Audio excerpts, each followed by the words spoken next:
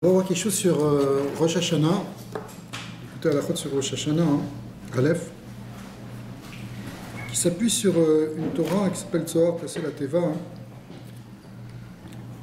qui développe l'idée que quand quelqu'un se trouve complètement, pour reprendre le langage de Chassidut, dans le Rocher, dans les ténèbres, dans les clipotes, les écorces, qui est entouré de toutes parts, il ne sait plus, il est trop pris dans le Yetzirah, il n'arrive pas à s'en sortir, il sent qu'il n'arrive pas à sortir des problèmes dans lesquels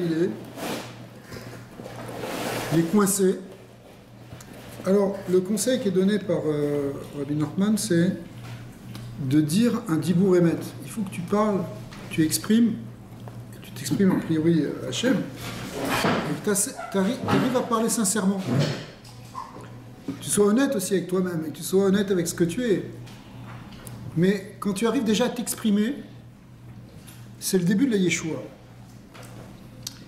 Et ça, cette idée-là, maintenant, elle va être appliquée à Rosh Hashanah avec le concept du shofar. Le shofar aussi, Zebichinat kol shofar, shiu meramez à la tshuva. On sait, c'est écrit dans la halacha, c'est écrit dans le Zohar, que le shofar représente la teshuva. C'est d'ailleurs, le Rambam dit que c'est pour nous réveiller à la teshuva. Shaberu ma'asechem, c'est lié. Et Moshe Katouv, Uru yeshenim mitar de matechem. Comme ça dit le Rambam. Réveillez-vous de votre torpeur, les dormeurs. C'est ce que dit le verset. Ve'alken shofar ou bechinat alma deate. Et du coup, si ça réveille à la conscience spirituelle, ça réveille à la Torah, à la Teshuvah, c'est, le Zohar l'appelle, un niveau de Olam Haba déjà. Le shofar représente le Olam Haba.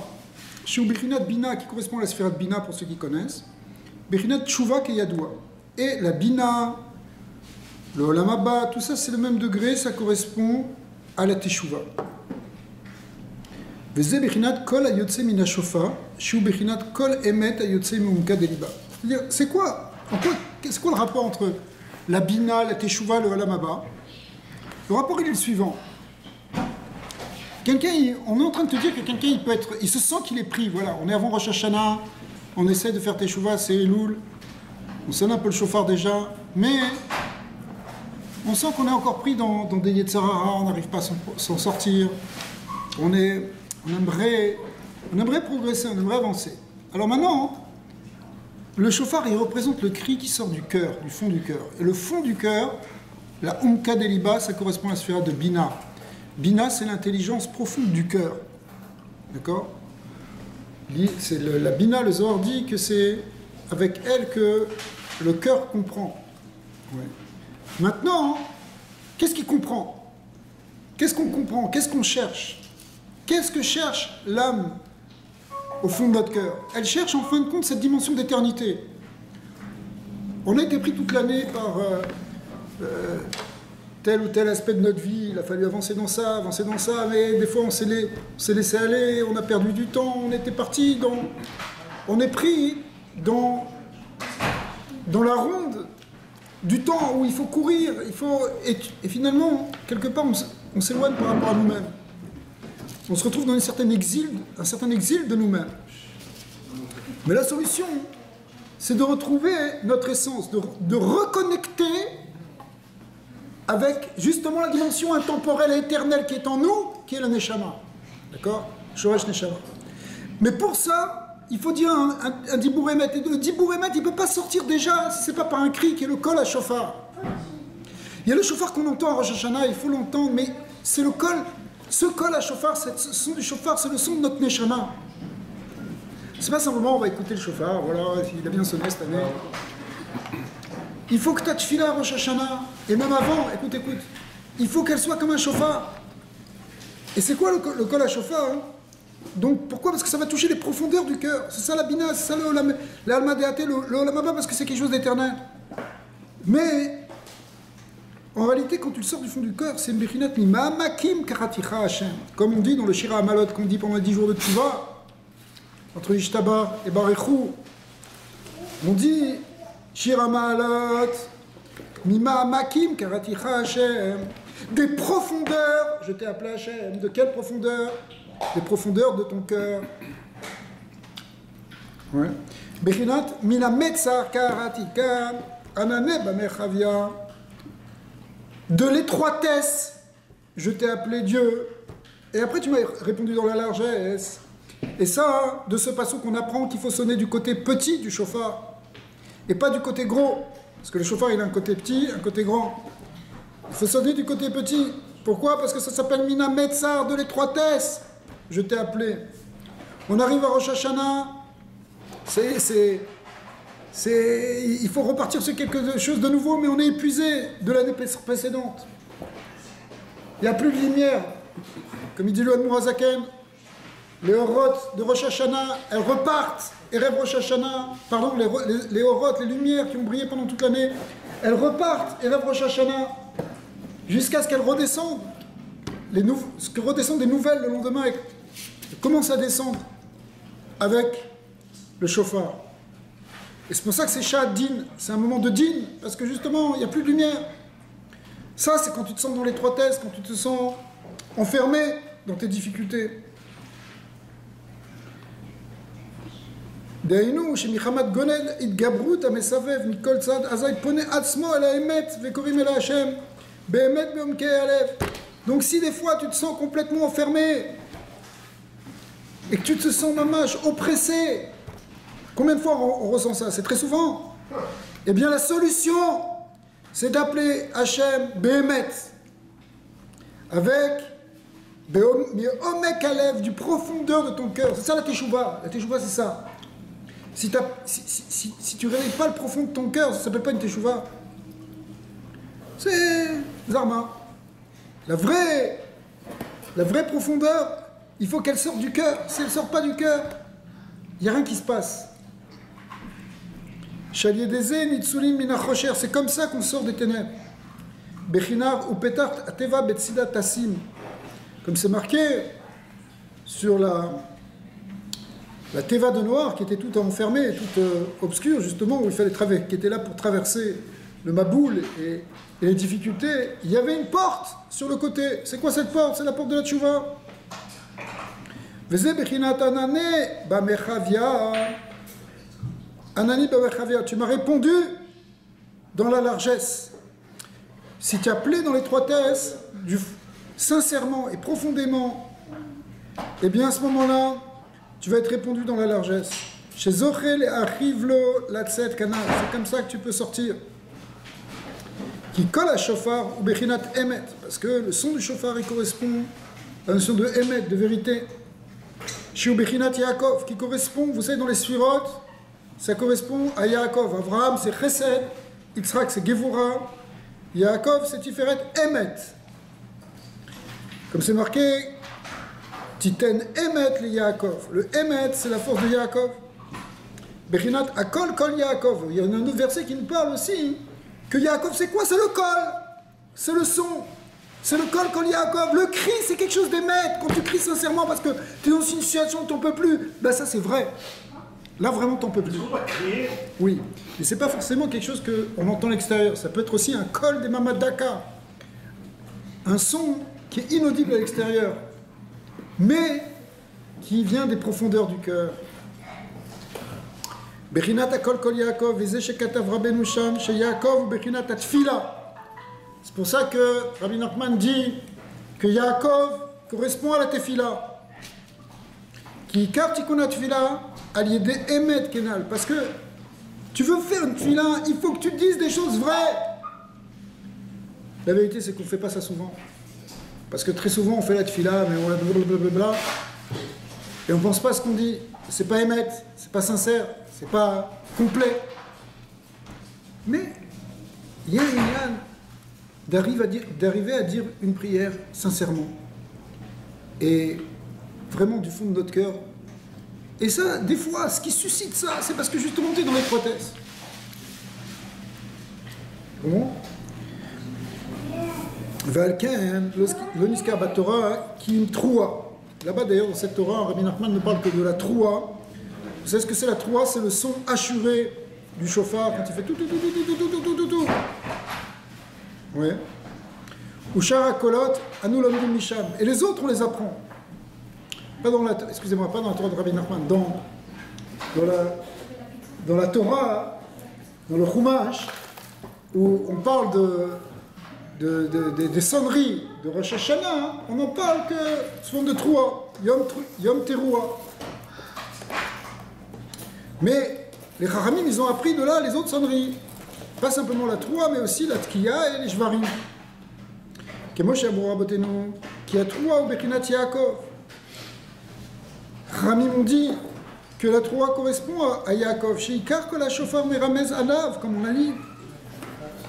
Ve'alken la Troua ou Ginuche Gana Veleloué Yalil. Le son de la Troua représente des soupirs et des plaintes et des hoquettements.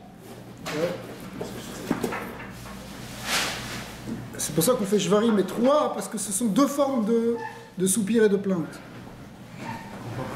Aïnouma Shenoger Veyalil Vekore El Hashem, la Chazor Elav, c'est quand tu commences à soupirer et à te plaindre pour arriver à revenir vers Hashem, comme on a expliqué.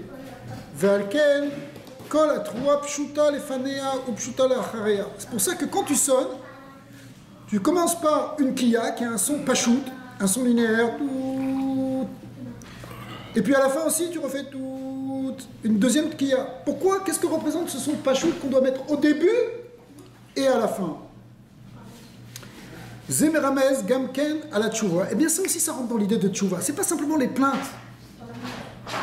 Chez Mitria, Alia Pachout ou Metoukan. Parce qu'en réalité, au départ, tu étais bien.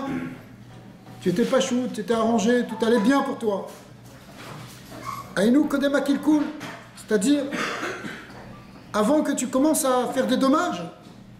Verchashinit Kalkel Velishbar. Et après que tu as commencé à faire des dommages, Bechinat Kherpat Shavra Libé, c'est-à-dire la honte, elle a brisé mon cœur. C'est l'union, maintenant tu as le cœur brisé parce que tu sens que tu as fait n'importe quoi et que tu t'es, comme on disait tout à l'heure, tu t'es éloigné de toi-même. Bechinat Verdefum Adashvarim, ils ont poursuivi jusqu'à ce qu'ils ont été brisés. Ça veut dire, c'est l'idée justement que le Yetzara, il nous a finalement brisé le cœur. Azai, Aliédé à trois, Shu Bechinat Emet, Kenan, Aliédé Choser Venifshat. Mais maintenant, si tu fais cette troua, c'est-à-dire que tu fais cette tchouva, cette prière du fond du cœur, ce col qui sort de ton cœur, finalement après tu reviens à la paix, à l'équilibre qui est représenté par la tkiya. Veze bechinat tkiya shacharav shiu kol pashut. Ve'alken, vous avez compris, l'idée ici de la tkiya de shofar, elle est d'abord un col simple. Ensuite, ce qui représente quand tout va bien, quand il n'y a pas de nuages, quand tout est bien pour toi. Après, il y a la troua ou les jvarim qui représentent quand ton cœur il se brise. Pourquoi? Parce que ça ne va pas. Et une fois que tu as brisé ton cœur et que tu t'es tourné vers Dieu, à nouveau tu retrouves la paix et la sérénité. C'est le son continu qu'on fait juste après. Voilà. Velken tokin be Rosh Hashanah. Et c'est pour ça qu'on sonne à Rosh Hashanah. Pourquoi? Comme on disait tout à l'heure, c'est le moment où les dinim se renforcent. Donc il y a plus de crochères, il y a plus d'obscurité. Et donc il faut s'amener et rentrer maintenant dans le Emet. Puisque le Kol HaShofar c'est le Emet. Comment tu fais le Emet à Rosh Hashanah en sonnant le shofar? C'est pour ça qu'on dit que c'est un souvenir du premier jour. Kiaz Betrilat Abriya, ça rappelle donc le début de la création. Rosh Hashanah, on repasse à Yom HaRatolam, on repasse par le début de la création du monde. Pourquoi? Kiaz Betrilat Abriya, Gavara Chosher Shekasa Pnei Team. Or, au début de la création, au tout début, si vous regardez dans le premier jour de la création, il y avait les ténèbres. Ouais. Ve'eretz hayta tohu vabou, ve'chosher al pnei teom. Il y avait des ténèbres qui recouvraient l'abîme. Donc ça, c'est le début de la création. Comme à Rosh Hashanah, c'est un zikaron et Yom Rishon, que ça rappelle le début de la création, on repasse par une phase d'obscurité. Ve'ruach Elokim, shu bechinat Yaakov, bechinat ruach, que Moshe Katuv, vatehi ruach Yaakov aviem. Qu'est-ce que dit le pasuk après ça? Il dit,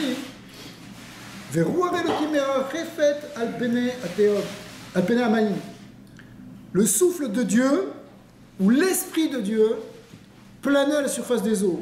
Ok, on est dans le premier jour de la création. Vous êtes avec moi? Bereshit. Alors maintenant, ça veut dire quoi? Ça veut dire qu'il y a le Ruach Elohim. Or, ce Ruach Elohim, c'est la même chose, cet esprit divin. En fait, c'est la même chose que ce qu'on a dit sur Yaakov. Pourquoi? Parce que Yaakov aussi, il correspond au Ruach, à l'esprit, au souffle. Kemoshe Katouv, Vatechi Ruach Yaakov Aviem. Il a ressuscité le souffle, l'esprit de Yaakov, leur père, quand Yosef est revenu. D'accord? Donc ça veut dire, pourquoi? Donc ici, la preuve, c'est quoi? C'est que quand on parle de Ruach Yaakov, le souffle de l'esprit de Yaakov, ça veut dire que l'idée de Ruach Elohim, il est porté par la symbolique de Yaakov ici. Sheu Bechinat Emet, qui correspond à Emet. Donc on comprend maintenant le verset qui dit Merachefet al Penami Amaim, qui planait à la surface des eaux. Les Garesh ou les Fanot Achocher al Yede Bechinat Emet. En fait, c'est quoi ce souffle de Dieu qui plane à la surface des eaux au début de la création? C'est pour repousser le Chocher. C'est la Bechina de Yaakov, de Emet, qui vient repousser l'obscurité. L'obscurité dans laquelle on est, les amis, elle vient du mensonge, du Sheker, du Yetzarara, qui nous trompe et qui trompe le monde en permanence. Mais quand on rentre dans la vérité, et la vérité, ça commence déjà par sortir ta Neshama, eh bien, quand tu fais ça, tu repousses le Chocher. D'accord? Et c'est ça qui dévoile la lumière maintenant. Kemoshe Katou, Vayomer Elohim, Yeh Or, Vayeh Or. Tout de suite après, qu'est-ce que dit le Passouk? C'est le début du Tikkun, Vayomer Elohim, Yeh Or. Ça y est, la lumière surgit. Vous avez vu, c'est magnifique cette dracha ici sur les premiers versets de Bereshit. On voit d'abord qu'il y a le Chocher qui recouvre tout l'abîme, donc c'est vraiment les ténèbres. Et puis, il y a le souffle de Dieu qui repousse ça, et du coup, qui représente la vérité, qui vient et qui va commencer à souffler. Et après, ça mène le Or. C'est pour ça que on peut l'appliquer aussi, pas simplement à Rosh Hashanah, on peut l'appliquer aussi de nos jours. On vit dans un monde où il y a beaucoup de Chocher, beaucoup de ténèbres, les gens disent n'importe quoi, il y a du mensonge. On dénigre le clan d'Israël pendant des centaines d'années. Ça, c'est le Chocher. La vérité, elle est voilée, elle est cachée. Mais maintenant, il y a le Ruach Elohim, qui est le Kol Yaakov, qui est le Kol de Yaakov, qui est le Kol de la Torah. C'est pour ça que quand Eliyahu Navi va venir, il va repousser les ténèbres, absolument. C'est quoi? C'est le Ruach Elohim. Et c'est pour ça qu'il y a un grand principe que un petit peu de lumière repousse beaucoup d'obscurité. Donc quand nous on sonne le shofar, quand nous on dit non, il faut le émettre, il faut arrêter avec le mensonge. En réalité, on repousse beaucoup de ténèbres. Pour ça, le rabbi, il a beaucoup insisté pour dire, même si les gens disent tellement de mensonges, par exemple à l'ONU ou dans des choses comme ça, il ne faut pas avoir peur de dire la vérité. Pourquoi il faut dire la vérité? Parce que un peu de vérité, ça peut repousser beaucoup de mensonges. C'est intéressant. Donc on pourrait croire que c'est le contraire. Quel va être le son de la vérité? Il va pas être entendu dans un brouhaha de mensonges. Tout le monde est en train de mentir, toi tu es en train de dire la vérité. Mais à un moment, quand tu dis quelque chose de vrai, ça touche les oreilles. Pourquoi? Parce que c'est quelque chose d'émettre. Et ça amène de la lumière, ça amène de la compréhension. C'est-à-dire que même pour l'humanité, le fait que nous on dise des choses vraies, c'est quelque chose qui éclaire le monde. D'accord? Donc au contraire, Israël il doit affirmer et dévoiler ce qui est marqué dans la Torah, et même ce qui est marqué dans les profondeurs de la Torah. Quand on dit que le Baal Shem Tov, ce soir l'anniversaire de sa naissance, le Baal Shem Tov, il a amené des sources de lumière. C'est ce que le Mashiach a dit au Baal Shem Tov, quand il est monté dans un palais, une fois à Rosh Hashanah, justement. C'était à Rosh Hashanah, il a fait une Aliyat HaNeshama, il a rencontré le Mashiach qui lui a dit « Je viendrai quand tes sources, elles vont être dévoilées. » C'est quoi tes sources? Elles vont dévoiler à l'extérieur. C'est quoi tes sources? Ça veut dire, en fait, la Torah, mais la Torah dans une compréhension profonde. C'est de ça qu'on parle. Quand il a rencontré le Mashiach. Oui. Il écrit ça dans une lettre à son beau-frère, Baal Shem Tov. C'est pas une histoire que des gens ont inventée. C'est le Baal Shem Tov qui a écrit ça de sa main. D'accord? C'est une lettre du Baal Shem Tov, là, à l'original, où il raconte que cette année à la Rosh Hashanah, sa Neshama est monté dans les palais, il est rentré dans un palais qui était le palais du Khan Tzipor, On a vu ça la semaine dernière, là, par chapitre TTC. Le nid de l'oiseau, c'est un palais spécial dans lequel il y a le Neshama du Mashiach. Et il a discuté avec lui. Mais qu'est-ce que tu crois? Toute la Torah, ça repose sur du roi HaKodesh. Moshe Rabbeinu, il est monté sur le Har Sinaï pour sortir la Torah. Et au contraire. Et donc, en fait, l'idée, c'est justement d'amener de la lumière, d'amener du vrai. Mais au départ, nous, à un niveau individuel, qu'est-ce qu'on est pour comprendre, etc. Alors déjà, ça commence par un cri sincère vers le Créateur. D'accord? Ça, c'est la base de tout. Tu te tournes sincèrement. Grâce au Emet, tu fais briller la lumière de Dieu. Bechinat Hashem Ori, comme on le dit dans le Passouk. On lit 2 fois par jour en ce moment. Hashem Ori, Dieu est ma lumière. Et David. Hashem Ori, Ishi. Kemo, ça veut dire Kemo Shemevoir Sham, Ber Etev Ainsham. Valier des Nitava Bria. Et plus que ça, c'est qu'on voit, qu'est-ce qu'on voit après ça dans les psychiques? C'est que c'est la création du monde. C'est-à-dire que c'est ça qui permet de créer un univers. Parce que dans le Rocher, dans les ténèbres, dans le mensonge, tu crées rien du tout. Il n'y a rien de réel. Ouais. Donc en fait, ce qui tient le monde, c'est le Emet, c'est pas le Sheker. Le Sheker, il finit par s'effondrer. Qui Karabria, allié des Emet Kenan. Effectivement, l'essentiel de la création repose sur le principe de vérité. Donc, il faut qu'on fasse déjà ce travail sur chacun de nous, d'arriver à être sincère, d'arriver à être vrai, d'arriver à être aimé. Arrêter de jouer un jeu, arrêter de se faire passer pour ce qu'on n'est pas, de se faire croire à soi-même qu'on est autre chose que ce qu'on est. Même si ça peut faire peur, parce que tu peux te dire, ouais, mais finalement, parce que je ne suis pas grand-chose. Tu te retrouves, mais ok, tu ressens ça, alors là, tourne-toi sincèrement, ouvre la profondeur de ton cœur, et tu vas voir un changement radical qui s'effectue. Tu vas voir même des nissim. C'est-à-dire que le Kohar HaTshuva, il peut tout changer. On repose. Le Kohar HaTshuva, il est plus haut que le Kohar de la Torah. Il peut changer, même si quelqu'un il a fait Chas Shalom, la pire des choses. Par le Kohar de la Tshuva, il peut tout transformer. C'est pour ça qu'on arrive à Rosh Hashanah, le début de la Sarayim et Tshuva. C'est un moment où on peut mamash tout être metaken. Quoi, entre Rosh Hashanah et Yom Kippur? Oui, mais déjà maintenant, dans Elul, on sait que tout Elul, c'est déjà un zman de Tshuva. En réalité, Tshuva, c'est toute l'année. Mais il y a des moments où c'est plus propice. Et c'est plus propice, mais c'est comme si tu passes par un moment d'étroitesse, en fait, quelque part. Parce que Rosh Hashanah, voilà, c'est le din, c'est Yom HaDin, c'est là, tu te sens... Ça rigole plus. Mais en réalité, c'est ça le début. Parce que tu peux commencer à être sincère, tu peux être honnête quand tu es acculé au fond du mur, que tu peux plus bouger. C'est là que maintenant tu peux dévoiler ce que tu es. Tu comprends? Jusqu'à présent, tu pouvais jouer un jeu. Mais quand tu te retrouves face à toi, là, tu peux plus jouer de jeu. Et ça, c'est quelque chose que la Torah nous amène. C'est ça qui tenait mettre les Yaakov. C'est la Torah, c'est le peuple juif, il amène ça. Et le Ham Israël, si tu regardes au niveau collectif, il s'est retrouvé dans toutes sortes de galoutes, dans toutes sortes d'oppressions. Et qu'est-ce qui faisait tourner son cœur vers Hachem? C'est pour ça qu'on est encore là, parce que ça, c'était du Hémet.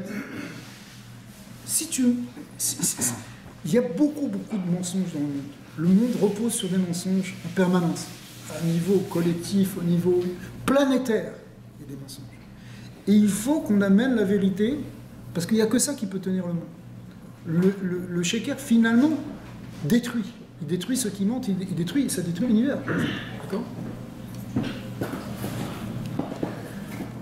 Veze, Shamru Rabotenu Zal, al Pasuk, Boracha Yaakov, Olami, Olami, Mi Baracha, Yaakov Baracha. C'est comme si Yaakov, c'est lui qui est le créateur.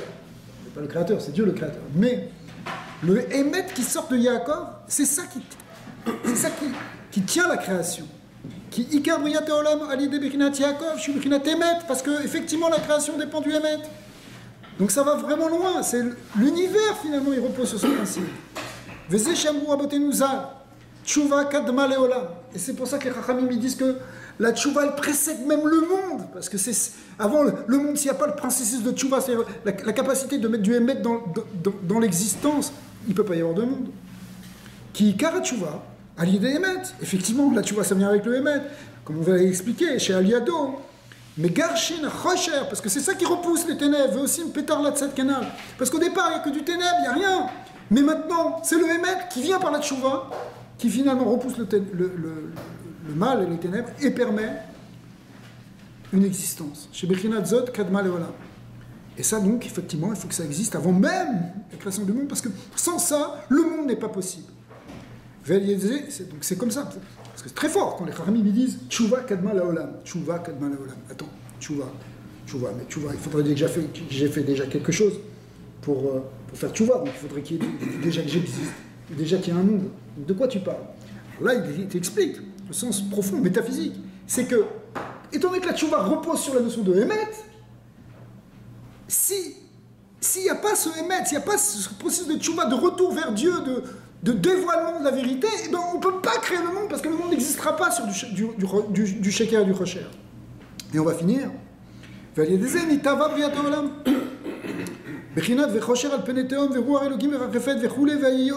ce qu'on a dit tout à l'heure sur les premiers versets, qu'au départ il y a du Rocher, mais finalement le Rocher est repoussé par l'esprit, qui est l'esprit de vérité, et finalement ça mène la lumière. Rosh Hashanah ou Zikaron le Yom Rishon. Donc, Rosh Hashanah, c'est le début qui rappelle tout ce processus. C'est le début de la Yom Tchouva. On commence la Tchouva vraiment, fondamentalement. Et on le marque en sonnant le shofar, parce que le shofar exprime la notion la plus fondamentale de la Teshuvah, puisque c'est le cri d'abord qui se tourne vers Dieu, un cri sincère et émet. Shiu Bechinat Kol Emet. Pétard, et c'est ça qui fait la porte, qui ouvre la porte, qui construit une porte, où m'arrive la tzed kenal, et qui permet de sortir justement de cet emprisonnement dans lequel on est au départ. Alors, Ktiva Vachatima Tova, Shana Tova, mais en tout cas, que des bonnes choses, et on va non seulement sortir de nos problèmes, mais on va faire, le monde entier va sortir avec Mashiach Tzidkenu.